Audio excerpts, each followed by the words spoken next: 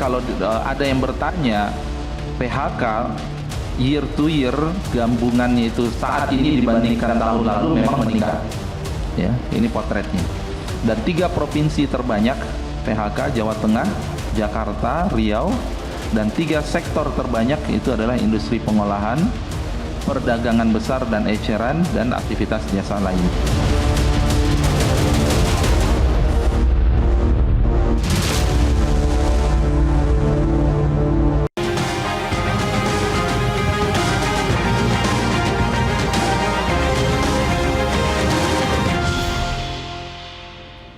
Halo, selamat malam pemirsa. Ribuan pencari kerja berdesakan memadati job fair di berbagai daerah.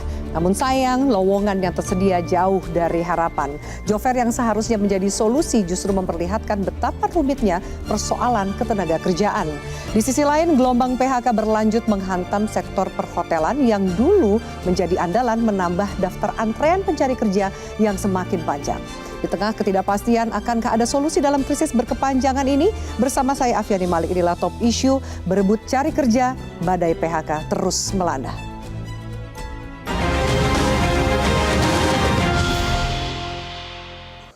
Dan pemirsa, telah hadir di studio Metro TV anggota Komisi 9 DPR RI Pak Zainul Munasihin. Beliau adalah dari fraksi PKB. Pak Zainul, terima kasih banyak sudah hadir. Assalamualaikum. Waalaikumsalam. Kami juga hadirkan Pak Timbul Siregar, Sekretaris Jenderal Konferensi Serikat Pekerja Seluruh Indonesia. Ya. Selamat malam Pak Timbul, terima kasih sudah hadir. Ya. Dan kami juga sudah menemui salah satu bergabung bersama kami melalui sambungan Zoom, Siti Fadilah Husna. Beliau adalah pelamar kerja di Job Fair Cikarang, Bekasi. Disclaimer, kami juga sudah mencoba mengundang perwakilan dari pemerintah, yaitu Wakil Menteri Tenaga Kerja Immanuel Ebenezer, tetapi beliau berhalangan hadir. Saya akan sapa Mbak Fadilah terlebih dahulu. Mbak Fadilah, selamat malam. Mbak Fadilah, audionya boleh dibuka? Ya. Selamat malam. Baik, selamat malam. Mbak Fadilah, bisa mendengar saya jelas dari studio? Bisa menjelaskan jelas. Baik, Mbak Fadilah, apakah benar Mbak Fadilah adalah salah satu pencari kerja yang datang di Job Fair di Cikarang, Bekasi? Iya benar, saya salah satu pencari kerja kemarin di Job Fair Bekasi. Mbak Fadilah bisa menceritakan saat ini Mbak Fadilah ini lulusan apa dan sedang mencari pekerjaan apa dalam Job Fair tersebut, Mbak Fadilah? Saya lulusan tahun 2024. Saya tuh pas awal lulus berpikirnya kalau misalkan saya lulus nih, saya bisa langsung dapat kerja gitu kan. Nyatanya setelah saya lulus, saya malah ya susah untuk mendapatkan pekerjaan gitu. Saya berpikir, saya mencari-cari lewat media sosial tentang lowongan-lowongannya. Ternyata email-email pun susah gitu. Nah, pas di satu posisi Bekasi lagi buka banyak gitu di Job Fair. Saya berpikir kalau misalkan itu pasti jelas gitu, soalnya kan dari bupatinya langsung. Ternyata itu sama saja kayak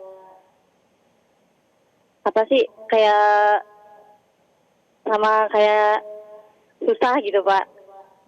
Susah untuk ini ya.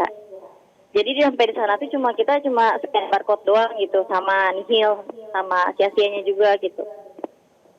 Jadi Mbak Fadilah tahu ada Job Fair itu dan datang itu dari media sosial atau dari sosialisasi pemerintah daerah setempat? Saya dari media sosial taunya. Kebetulan kan di situ rekrutmennya gratis kan, jadi saya datang. Ya, apakah ada biaya yang Mbak Siti Fadilah bayarkan untuk masuk dan bisa ikut dalam Job Fair tersebut? Tidak ada sih, biaya rekrutmen itu gratis. Dari awal masuk sampai akhir pun gratis. Cuma dari awal sampai akhir itu tidak ada alurnya gitu. Jadi dari awal masuk sampai akhir itu tidak ada prosedur. Jadi kita tuh masuk aja ke dalam. Sampai akhir pun gitu kita sendirian gitu. Jadi makanya di sana tuh tidak ada prosedur untuk ke sini atau ke sana gitu. Jadi kita pas sampai sana tuh cuma datang, dari awal masuk pintu masuk tuh datang, nyampe di dalam itu cuma berdesakan agar dapat scan barcode QR-an gitu. Jadi itu tuh terjadi kericuhan karena adanya scan barcode itu. Jadi pada saling berebut untuk dapat barcode itu gitu. Bisa dijelaskan lebih jauh scan barcode ini untuk apa? Supaya pemahaman pemirsanya nih sama dan bisa menyambung dengan cerita Mbak Fadila. Kenapa pencari kerja di sana berebut untuk scan barcode itu? Mengapa scan barcode itu penting? Jadi di barcode itu tuh ada banyak perusahaan-perusahaan. Jadi di setiap barcode tuh satu-satu barcode tuh ada nama perusahaannya masing-masing. Jadi tuh dia pada tuh berebut untuk mencari mendapatkan barcode perusahaan itu. Jadi mungkin beberapa dari kandidat-kandidatnya mencari perusahaan yang tertentu gitu. Tapi malah susah gitu, malah pada rusuh, malah berdesak-desakan seperti itu.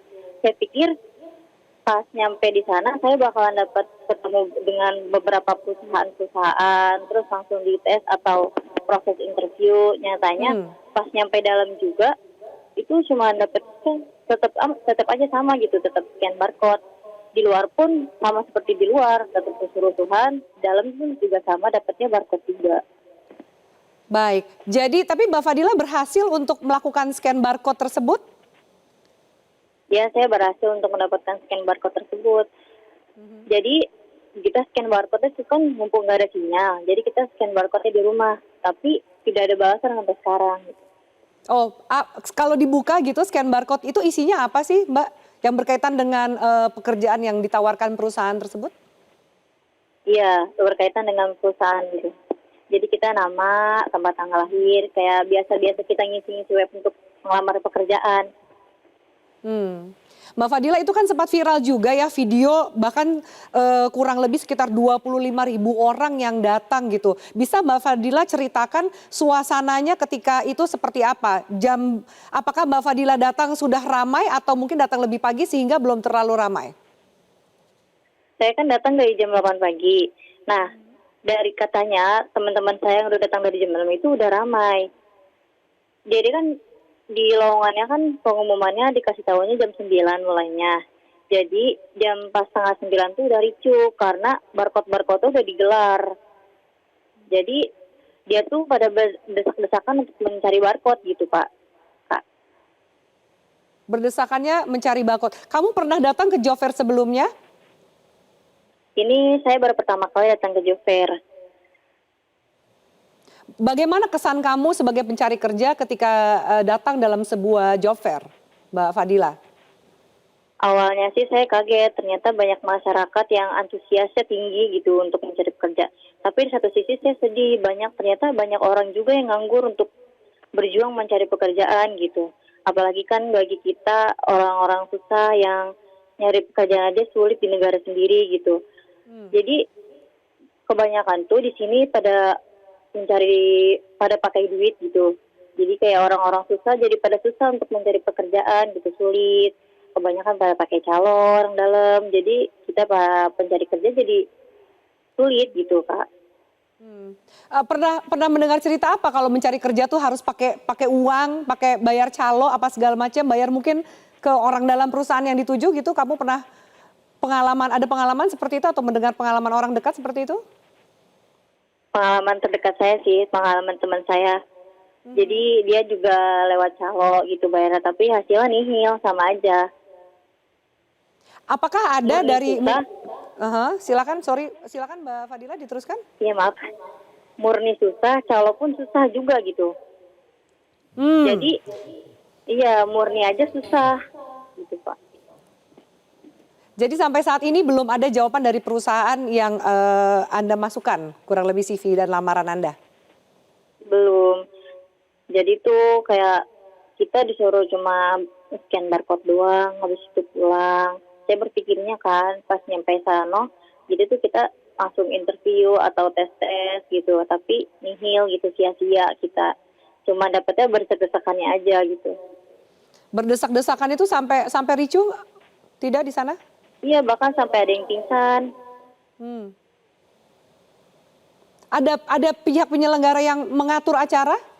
Anda melihat ada pihak yang mengatur acara di sana? Pihak-pihaknya tuh cuma ada di dalam aja, tapi di luarnya tidak sekondusif gitu. Udah pada acak-acakan aja, pingsan diatur, kalau ada yang pingsan baru diatur. Tapi itu pagar sampai pada itu kan, apa sih namanya, jatuh-jatuh, pagar-pagar Jebol. juga. Ya, Karena rubuh. bener-bener rusuh banget kan. Iya. Oke, mewakili juga rekan-rekan yang tengah mencari kerja seperti Mbak Fadila ini, apa yang mau disampaikan kepada pemerintah atau di sini juga ada anggota DPR atau bahkan juga pengamat tenaga kerjaan, apa yang mau Mbak Fadila sampaikan? Harapannya lebih jauh ke depan. Harapan saya sih cuma simpel sih, kayak supaya kita nggak sulit untuk mencari pekerjaan. Karena kan kita orang susah, Bu. Jadi kayak apa-apa tuh harus pakai duit gitu. Jadi kayak hapus-hapus calo-calo gitu. Biar kita tuh para pencari kerja nggak sulit buat dapat kerjaan. Kita juga kan pengen ngebutuhin keluarga-keluarga kita, apalagi kita orang susah gitu. Iya. Baik, Mbak Fadila, terima kasih banyak sudah berbagi bersama kita di Top Issue. Semoga bisa mendapatkan pekerjaan yang diharapkan. Terima kasih, Mbak Fadila. Selamat malam. Ya, baik pemirsa, kami akan lanjutkan diskusi ini. Kita sudah mendengar tadi ceritanya Mbak Fadila. Jadi ada murni susah, calo pun susah. Bahkan yang pakai calo ini sudah keluar uang sekian banyak. Kita akan bahas bagaimana solusi bagi para pencari kerja ini di tengah badai PHK yang terus melanda. Termasuk juga di industri perhotelan. Usai jeda pemirsa, tetaplah bersama kami.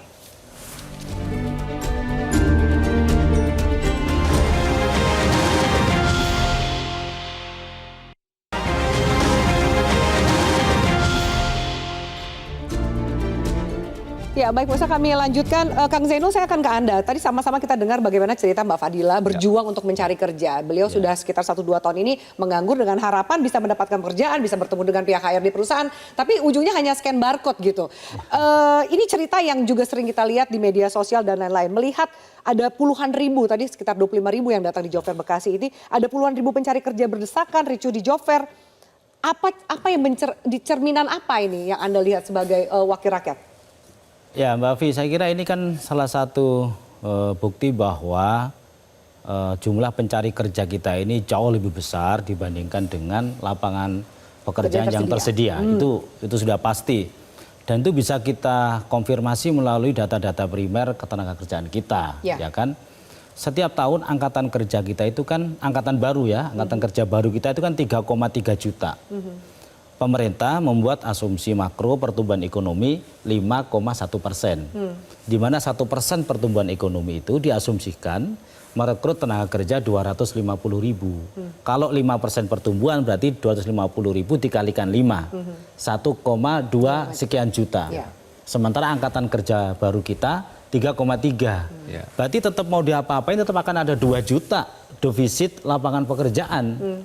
Artinya apa? 1 berbanding 3 gitu. Itulah kenapa peristiwa Job Fair ini mengkonfirmasi hari ini tantangan terberat kita adalah bagaimana pemerintah menggenjot pertumbuhan ekonomi ini harus berbanding lurus dengan lapangan pekerjaan yang tersedia. Kalau 1% hanya bisa membuka 250.000, ya sampai kapanpun nggak akan bisa terpenuhi lapangan kerja kita. Idealnya 1% itu kalau bisa 500.000 lapangan kerja, itu baru make sense ya. Itu baru make sense. Tapi hari ini kan nggak sampai segitu. Tapi lapangan pekerjaannya, investasi misalnya mengenai investasi ada nggak? Kalau kita lihat investasi, kuartal pertama investasi tahun 2025 itu kita naik 15% loh. Naik loh dibandingkan tahun lalu. Yaitu 468 triliun investasi yang masuk ke Indonesia pada kuartal pertama. Mampu nggak menyerap tenaga kerja? Tapi serapan tenaga kerjanya nggak nyampe 600.000. Kalau kita konversi indeksnya nih ya, satu tenaga kerja itu butuh 700 juta rupiah. Investasi, artinya 700 juta rupiah merekrut satu tenaga kerja, ini kan mahal sekali gitu. Ini yang disebut oleh Pak Presiden, Pak Prabowo itu ekonomi biaya tinggi.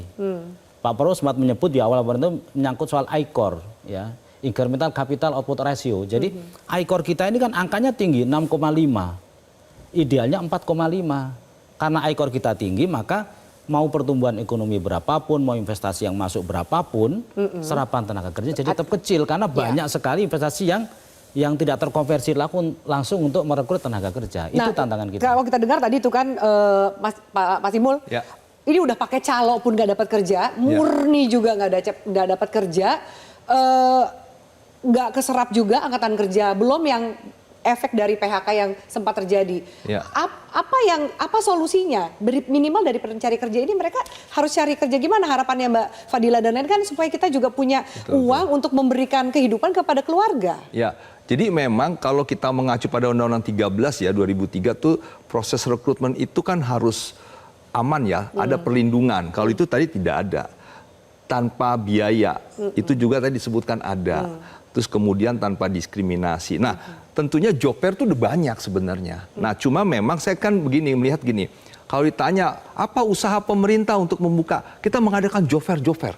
Nah, artinya apa? Job fair itu sengaja dibuat tanpa ada misalnya seperti yang Bekasi, tanpa ada koordinasi dan ada proses-proses yang akhirnya bisa benar-benar mempertemukan antara kebutuhan perusahaan dengan kebutuhan pencari kerja.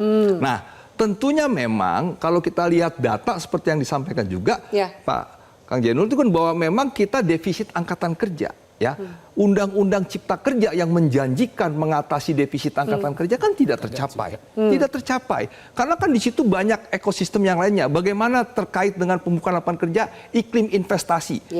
Bagaimana suku bunga, bagaimana biaya energi, bagaimana biaya-biaya ilegal yang masih banyak, preman. Ini kan juga persoalan pungli dan sebagainya yang memang juga akhirnya melihat kondisi di negara kita korupsi. Jadi investor wait and see. Kalaupun masuk, itu kan sekarang trennya adalah investasi padat modal, padat teknologi. Nggak usah lagi kita berharap seperti tahun 80, 90 yang masih didominasi padat karya. Ya, dan padat karya yang ada pun satu demi satu rontok. Karena barang-barang luar masuk. Tergantikan oleh teknologi juga ya? Digantikan oleh teknologi juga dan sebagainya. Nah, ini tentunya memang yang menjadi perhatian pemerintah. Sekarang kan pemerintah itu kan diamanatkan oleh Undang-Undang Dasar 45 Pasal 27 ayat 2. Seluruh rakyat berhak atas pekerjaan dan penghidupan yang layak. Pekerjaan dan penghidupan yang layak itu kan harus disiapkan pembukaan lapangan kerja. Nah, sekarang bagaimana pemerintah berusaha untuk bagaimana ada investor yang masuk. Investor yang masuk itu juga benar-benar harus bisa di-maintain supaya jangan sampai ada seperti yang disampaikan Pak Menteri ya, ada 7 alasan PHK yang lebih tinggi dari 26 alasan PHK yang ada di undang-undang di PP 35. Salah satunya relokasi. Bagaimana juga pemerintah daerah bisa maintain ini usaha supaya jangan dia pergi. Demikian juga ada perselisihan hubungan industrial, ada mogok yang dilawan oleh perusahaan, ada pilot gitu. Pilot ini kan sekarang banyak. Terjadi. Nah, seperti misalnya Sritek dan yang lain. Kan bagaimana juga ada upaya harusnya pemerintah dari sisi pencegahan. Makanya waktu itu dijanjikan Satgas PHK. Sampai sekarang kan nggak muncul. Satgas PHK itu menurut saya baik ya. Kalau gini, misalnya ada yang mau pilot, bagaimana pemerintah itu berusaha mencegah, mendamaikan kreditor dengan si perusahaan sehingga tidak terjadi gugatan kepailitan. Sehingga ini bisa jalan. Nah, ini kan upaya-upaya yang harus dilakukan. Tapi kalau Satgas PHK itu yang dijanji-janjikan terus sampai sekarang tidak juga ada. Kan artinya kita juga berharap pemerintah dong lakukan upaya pencegahan sehingga PHK itu bisa diminimalisir. Ada juga yang sempat viral nih Mas Ibu soal di job fair ini. Ini sebenarnya pekerjaannya nggak ada, itu hanya formalitas saja, tuntutan dari perusahaan aja untuk memenuhi kewajiban mereka mengadakan job fair seakan-akan membuka lapangan kerja. Apakah itu benar atau tidak? Ya sebenarnya kan tadi yang saya sampaikan bahwa kalau kita lihat ya dapat kerja dengan Komisi 9 kan pemerintah Kementerian Tenaga Kerja akan memperbanyak job fair. Iya job fairnya, tapi pekerjaannya ada nggak? Jangan sampai ini yang memang akhirnya kita bilang sekedar ada, tapi belum tentu memang real membuka lapangan kerja. Jadi hanya untuk melihat di permukaan bahwa ada upaya untuk membuka lapangan kerja. Tapi memang tidak ada. Nah ini kan yang juga harusnya, saya sih berharap ya, job fair itu lebih manusiawi dengan gini. Dengan digitalisasi kan sebenarnya pemerintah bisa mengupdate. Sebenarnya lowongan kerja yang dibuka itu apa aja. Nah tinggal ditampilkan dalam aplikasi yang bisa diakses oleh bangsa Indonesia dari Sabang sampai Merauke. Nah misalnya di Cikarang. Ini kenapa rame? Ini kan karena dia ada di kawasan industri ya. Nah, di sini dibuka sekian, spesifikasinya ini. Tinggal dinaikkan di aplikasi, disebar, diupdate supaya seluruh rakyat tahu, oh ini spesifikasi sesuai dengan saya mau lamar. Nah, jadi tidak hanya untuk yang ikut job fair. Tapi biasa job fair tuh kayak seperti yang Mbak Fadila katakan nggak sih? Datang hanya scan barcode saja lalu pulang. Iya sebenarnya sih kalau yang setahu saya job fair itu kan dia tahu nih, oh ini spesifikasi Perusahaan yang A membutuhkan perusahaan apa, ini gitu kan? membutuhkan apa, security kah, Oke. driver kah, analis apa namanya kredit kah dan sebagainya, sehingga dia bisa tahu. Kan ada waktu terakhir kan di Kementerian Tenaga Kerja ada job fair, Iya. dan itu bisa lebih Rapi, ya? rapi dan bisa melihat apa sih sebenarnya kebutuhan perusahaan. Oke. Nah, tetapi kalau di sini hanya barcode menurut saya juga sangat idle lah. Ya, tidak penting yang harusnya bisa secara tadi dikirim melalui aplikasi di barcode-nya bisa. Nah, Iya. tapi kembali ya bahwa sebenarnya kan tugas pemerintah adalah membuka lapangan kerja yang seluas-luasnya. Iya. Ya, dan ini yang memang diharapkan pemerintah. Sudah ada belum sampai hari ini? Sampai lapangan hari ini pekerjaan dijanjikan. masih terjadi defisit angkatan kerja ya. Oke, Kalau kita baik. baca perbandingan Februari 2024 Baik. dengan Februari 2025, pegawai ini yang 35 jam ke atas itu kan 37,231 Ya. juta. Itu turun di 2025 menjadi 37,08 juta. Artinya ada 230 ribuan pekerja yang ter-PHK. Ya, itu yang dari Februari pekerjaan dan asli. Februari 2025. Ya. Belum lagi pertumbuhan angkatan kerja. Oke. Kalau yang di BPS bilang 3,67 juta, Pak. Baik. Februari 2024 sampai Februari 2025. Belum lagi ada yang PHK. Baik. Menurut Kemenaker per 23 April kemarin 24.036 orang. Baik. Nah, ini kan akan menjadi satu kelompok yang sangat besar. Belum lagi ada yang namanya pengangguran setengah menganggur.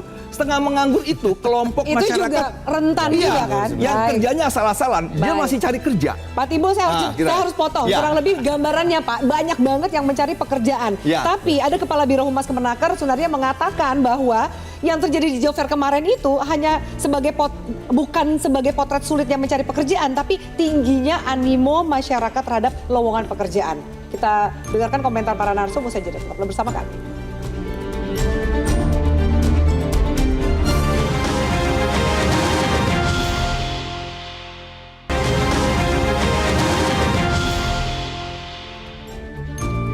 Ya, baik, terima kasih Anda masih bersama kami. Saya minta tanggapan dari Kang Zainul gitu soal ini juga viral sekali nih statement dari Kepala Biro Humas Kemenaker Pak Sunardi Manampar Sinaga yang mengatakan bahwa itu bukan potret sulit mencari kerja, tapi tingginya animo masyarakat terhadap lowongan pekerjaan. Bagaimana menerjemahkan kalimat itu, Pak? Itu menurut saya komentar yang kurang tepat ya. Karena kalau sepertinya melihat orang berdesakan, susah mencari kerja kok sebuah kebanggaan gitu kan. Itu kan bukan prestasi. Itu justru alarm buat kita semuanya, buat pemerintah, buat DPR bahwa kita belum bisa memberikan ya satu kebutuhan pekerjaan yang memadai untuk masyarakat sehingga masyarakat harus berdesak-desakan. Ya. Kalau lowongan kerja kita ini tersedia dengan baik nggak perlu desak-desakan gitu loh.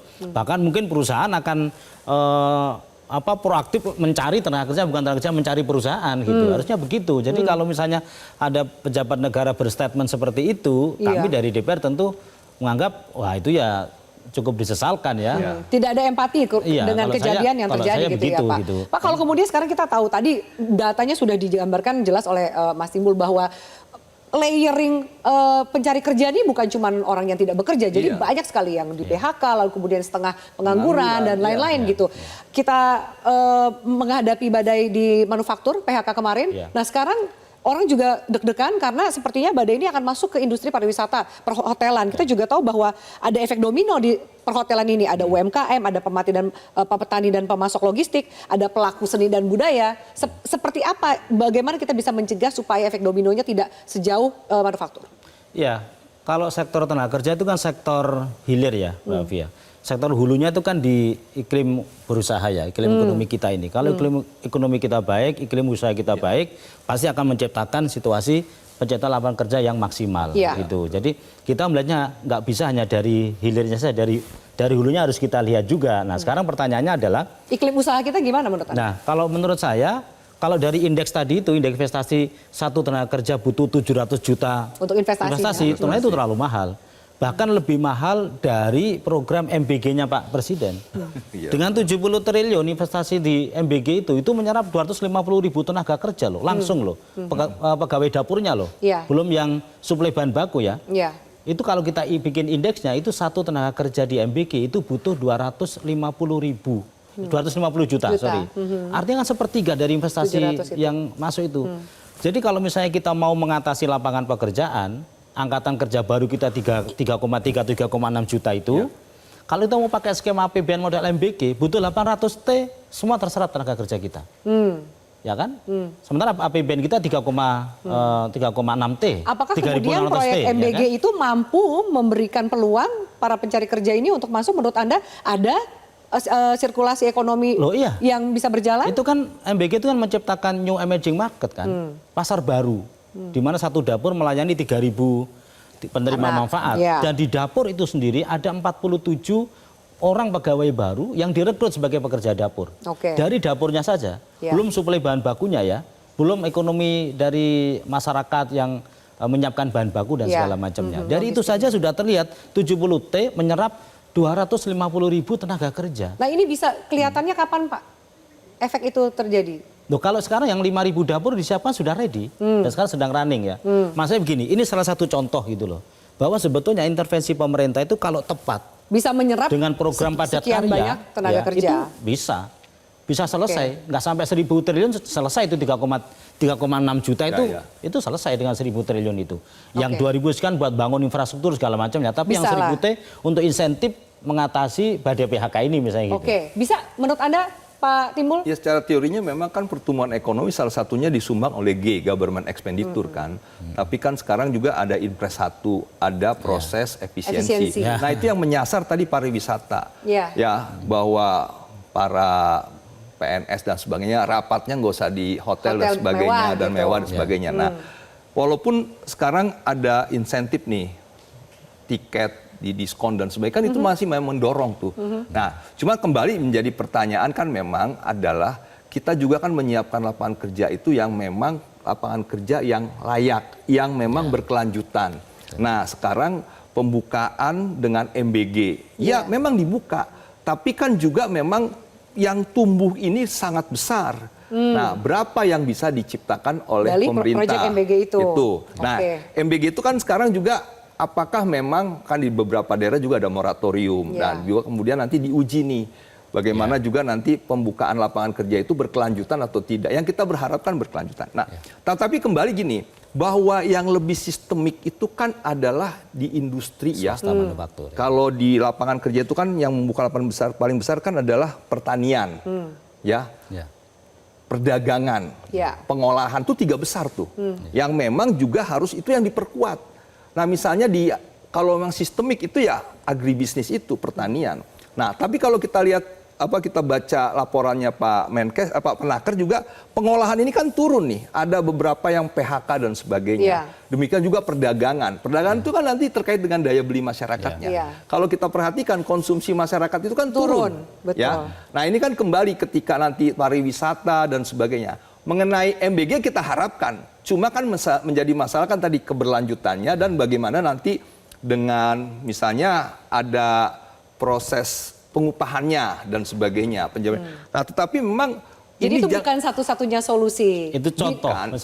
Tidak semudah itu juga. Kita tetap mengharapkan adanya buka investasi, lapangan pekerjaan di 3 sektor utama yang tadi Pak Timbul katakan. Gitu nah itu yang memang kalau dalam laporannya Pak Menaker juga kan yang potensi itu kan juga makan minum dan sebagainya ya. Dan kemudian juga farmasi dan sebagainya itu. Nah ini perkuat aja yang memang potensi-potensi. Kalau kayak tekstil itu sudah menurun gitu ya, alas kaki gitu ya. Nah jadi pemerintah sebenarnya bisa mengidentifikasi sektor-sektor mana yang bisa tumbuh, yang bisa membuka lapangan kerja lebih banyak, yang padat karya gitu ya. Nah tetapi kembali kan persoalannya kan adalah bagaimana keberanian pemerintah juga untuk memberikan insentif, bagaimana juga memberikan subsidi energi, bagaimana suku bunga. Ini juga kan tinggi. Net interest margin kita tinggi loh. Nah ini kalau bisa diturunkan, diturunkan. Itu kan akan mengundang minimal membuat investor tertarik untuk membuka pekerjaan. Betul. Oke, Pak Timbul mohon maaf saya harus kita harus jeda pemirsa, kami akan lanjutkan sesaat lagi, termasuk solusi jangka pendeknya apa ketika menunggu investasi itu kan jangka panjang. Intinya para pencari kerja juga mempunyai kebutuhan untuk dipenuhi hari ini. Usai jeda pemirsa, tetaplah bersama kami.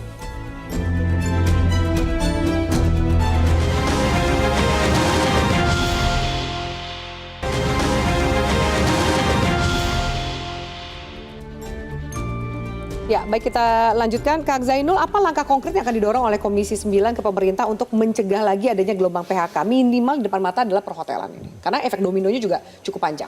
Ya, kita ingin ada langkah-langkah yang sifatnya afirmatif ya dari pemerintah untuk mengatasi sektor-sektor yang sekarang rentan terjadinya PHK. Salah satunya perhotelan. Mungkin pemerintah bisa mengambil satu kebijakan, misalnya relaksasi, misalnya di pajak atau mungkin juga di pengurangan, misalnya gitu, subsidi untuk misalnya listrik dan segala macam operasional lah untuk perhotelan agar mereka tidak terlalu berat beban operasionalnya gitu. Nah, yang kedua, kalau memang sudah nggak bisa dicegah terjadinya PHK, maka pemerintah harus memastikan seluruh hak-hak pekerja terpenuhi. Misalnya soal pesangon, kemudian jaminan ketenaga pekerjaan, JKP dan hak yang lain harus terpenuhi semuanya. Sambil jalan kemudian pemerintah mencarikan solusi lapangan kerja baru. Kenapa? Karena ya itu tanggung jawab kita. Orang boleh di PHK hari ini, tapi pemerintah harus memastikan paling lambat misalnya 2 minggu dapat kerjaan baru gitu. Jadi kalau seperti itu kan kita nggak masalah. Ini 2 tahun, Pak. Ya, makanya itu. Belum dapat kerjaan. Berarti ya, 2 minggu kayaknya impossible. Ya, misalnya gitu. Kan itu kerja pemerintah harus bisa seperti itu. Dalam konteks itu maka sebetulnya solusi jangka panjangnya adalah, menengah dan panjangnya adalah pemerintah harus mulai memikirkan investasi besar-besaran di sektor-sektor yang menyerap tenaga kerja dalam jumlah yang besar. Apa itu? Pertanian. Sudah terbukti sektor pertanian perkebunan itu menyumbang tenaga kerja paling besar, ya kan?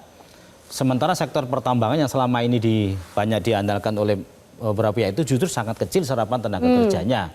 Sumbangan PDB-nya juga lebih besar pertanian dibandingkan pertambangan. Jadi menurut saya pemerintah harus mulai memikirkan bagaimana sektor pertanian, perkebunan, perikanan yang sudah terbukti nih menyerap tenaga kerja hampir 40%. Itu yang dikejar di sana. Untuk yang harus dikejar. Menahan badai PHK lanjutan menahan ini. badai dan PHK juga menggantikan pekerjaan baru yang hilang. Gitu. Saya kira itu. Baik, Pak Zainul, terima kasih. Mas Timbul, apa desakan dari KSPSI terhadap pemerintah juga? Jadi reaksinya jangan hanya terjadi PHK gitu, tapi sebelum itu juga bisa dilakukan. Termasuk apa yang bisa dilakukan di jangka pendek ini bagi para pencari kerja? Ketika memang kondisinya lapangan pekerjaannya juga semakin terbatas. Ya, jadi memang yang baik kan dibuka luas ya, tapi memang ada kendala, itu menengah panjang. Tapi yang memang kita coba dorong adalah bagaimana pemerintah memaintain dulu deh, mencegah terjadinya PHK. Ya, misalnya bagaimana dinas-dinas tenaga kerja seluruh Indonesia mendatangi perusahaan-perusahaan yang ada di sana, ajak bicara, ada masalah apa sih, gitu. Ada perlu apa, ada rencana mau PHK atau mau merekrut. Nah, itu kan juga yang harus diobrolin ya. Kemudian juga bagaimana Dinas Tenaga Kerja mengajak serikat pekerja. Yuk supaya kita sama-sama jangan tenggelam, kita harus berkomunikasi. Karena 2 alasan yang disampaikan Pak Menaker tentang yang menjadi alasan PHK kan adalah mogok dengan persisian hubungan industrial. Nah, ini yang harus kita tekan.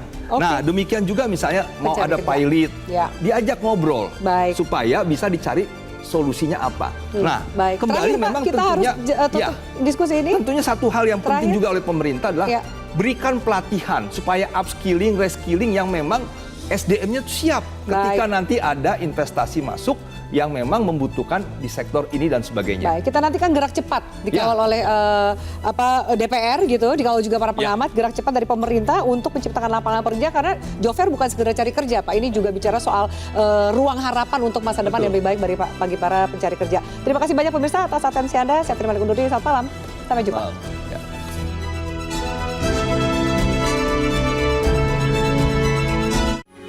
Metro TV.